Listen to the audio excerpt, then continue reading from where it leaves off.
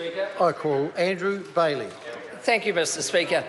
It's a pleasure to be talking on this employment standards legislation bill.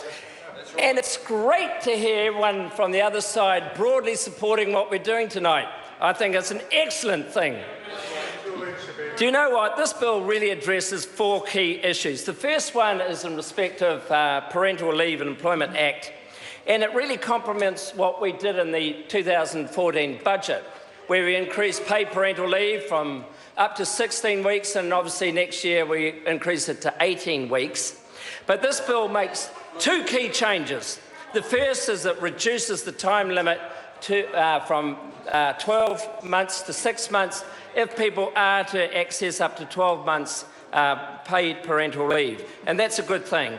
And the other thing it has done is it extended the paid parental leave for those parents who have babies that are born early in their term. And I think, again, this shows a very generous and a good and appropriate response to an important issue. So we do want to help families with premature babies and to enable them to grow up in a caring environment. The second thing that this bill does is in relation to the Employment Relations Act. And what we have done is set out in this change is that we're making it much more explicit around some of the requirements in terms of holiday leave entitlement, in terms of the minimum reporting standards, and also minimum wages.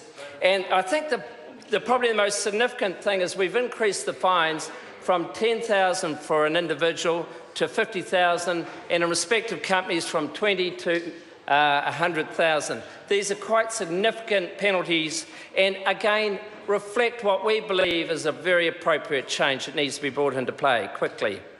The third element is around the Wage Protection Act, and good to hear my colleague just before talking about this dreadful practice where employers have been charging employees for actions caused by third parties. Of course, we're all aware of the petrol stations, but I think the argument or example the colleague mentioned before around restaurants and things like that are also very, very relevant.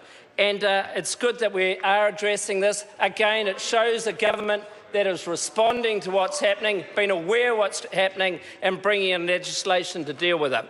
The fourth element is in relation to the zero-based contracts.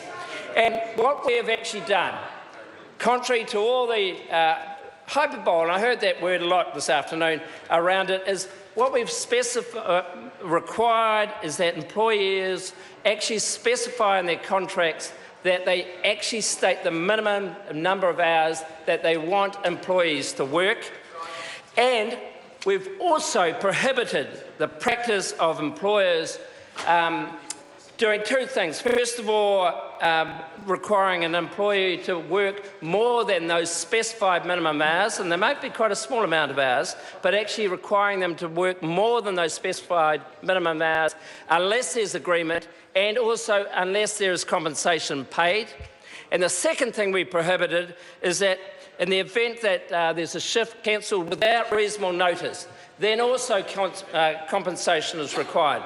So, Mr. Speaker, when you look at those four key changes, I think these are very important and worthwhile amendments to be making to these various acts, and I support these changes.